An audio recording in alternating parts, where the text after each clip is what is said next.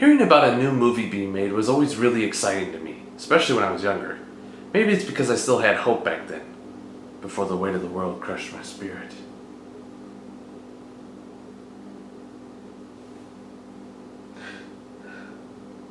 Anyway, here's 4 films that were never made.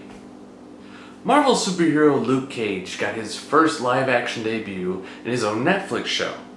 Well, technically he did show up inside Jessica Jones first. Boy, what a statement that is.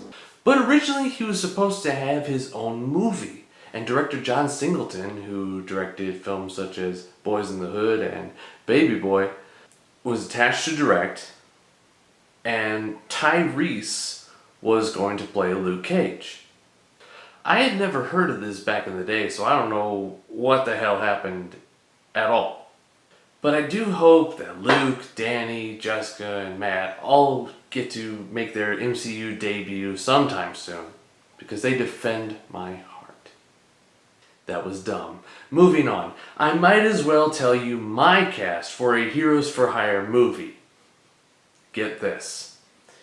Keanu Reeves as Iron Fist, and Nicolas Cage as Luke Cage. The world would end, but it just might be worth it. Next up is Evil Dead 4. Now this one is interesting to me because talks of a sequel to Army of Darkness popped up right around the time of Army of Darkness's release.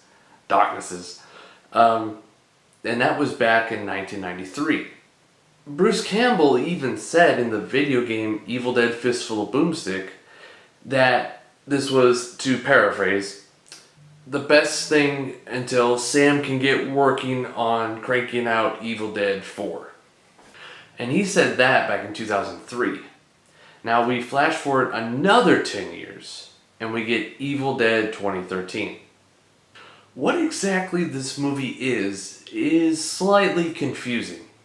See, when it first came out, everybody assumed and said it was just a remake. But there's actually a lot of things in that film that show that it's a sequel. And last I heard, it's this.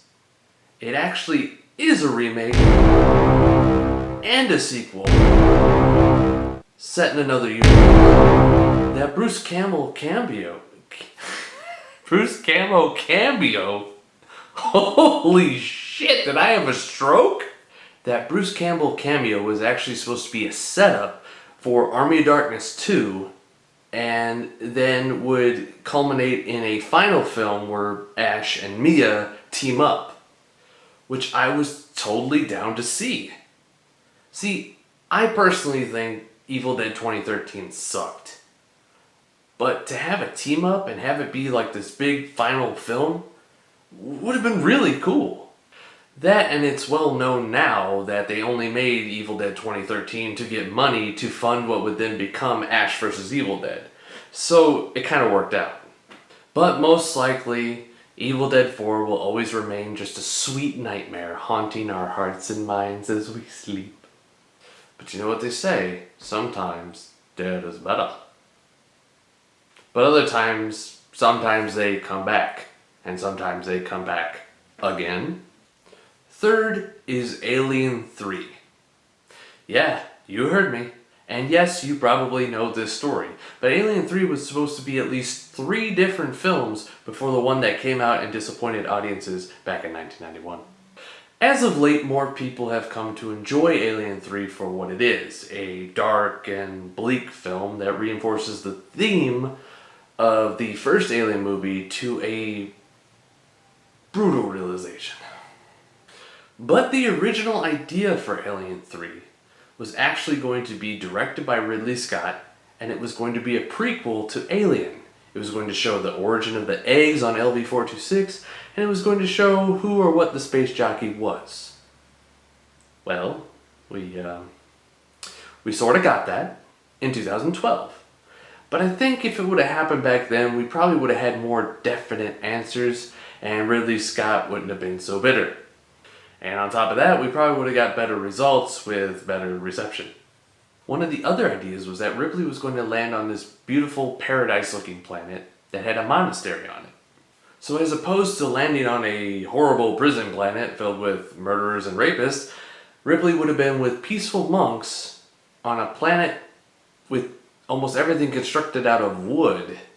So the big conclusion would have been the thing burning down and entire fields just burning as this xenomorph chased them. It would have been awesome. And another major thing about both these ideas is that the characters that survived from Aliens 2, Hicks, Newt, and Bishop, would still be alive. Yeah. Which leads me into my bonus talk about Alien 3, Alien 5. The original idea by Neil Blomkamp would have dismissed Alien 3 and Alien Resurrection.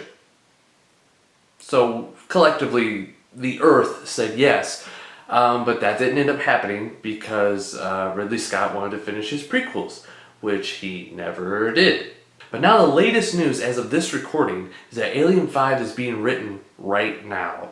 There's been a screenshot of the script. The front of the page has a little tagline thing, something about dreams, which is to say that one of the theories is that Alien 3 and Alien Resurrection are really just dreams. Dream sequences dreamt by Ripley.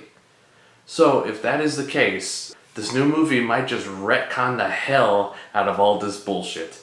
And we'll get back on track and have an actual conclusion to the Alien franchise, at least for now, for Ripley's character, that'll set things in a way that all the fans will be satisfied, and then we can move on. If we want to make new Alien movies, cool. It's a big universe out there. You know, all the comics and novels and shit, it's like, you have a lot there that you could work with. Why don't you go exploring? Lastly is the Vega brothers.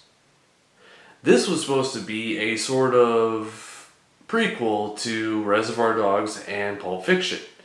It would star John Travolta and Michael Madsen as brothers Vincent and Vic, aka Victor Vega. I think this movie would have been interesting in their interactions alone. See, while they both have their tough side, obviously, Vincent comes across as more laid back, a little bit more understanding, if not simple. Whereas Vic, aka Mr. Blonde, is obviously a psychopath.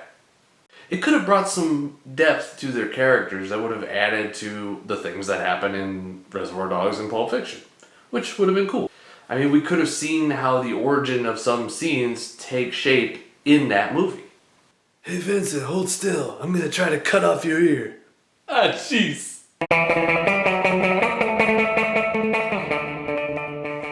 And people always talk about how my movies are violent, okay, and I just don't think they're that violent, okay. Like, you know, I want to show people's feet, okay, but that's alright because, like, that's what I'm into, right? And, you know, people don't understand, okay, like, it's not my intention to try to change how people think about my films. You know, my films are my way of doing it because, you know, might be an homage to something else, but, you know, okay. Like, I'm just talking, okay?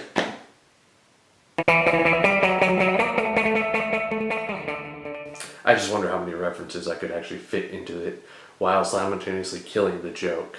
Because you see, I hate myself, and if I get other people to hate me, then maybe it'll justify me hating myself a little bit more, so I can hate myself just a little bit more, and it becomes a game of escalation. And I don't know where this is actually going. I'm just filling up time because I don't know what else to say right now. But I want to move on to the next movie. But at the same time, I want to keep talking, and I want to see if this is actually just an experiment to see how long I can go with a single train of thought without having to stop for any particular reason. And this will probably cut out, but if I leave it in, it'll be at the very end as some kind of extra feature. And even though I've done outtakes before and I don't really do them anymore, I kind of want to include this in here because I'm still talking and there's no real reason for me to keep talking. Really, I'm just babbling. But babbling is kind of a sign of nervousness, and maybe I'm nervous, but I'm not nervous being on camera, which is kind of odd.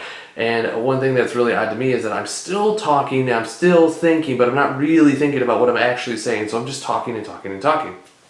And I'm done now.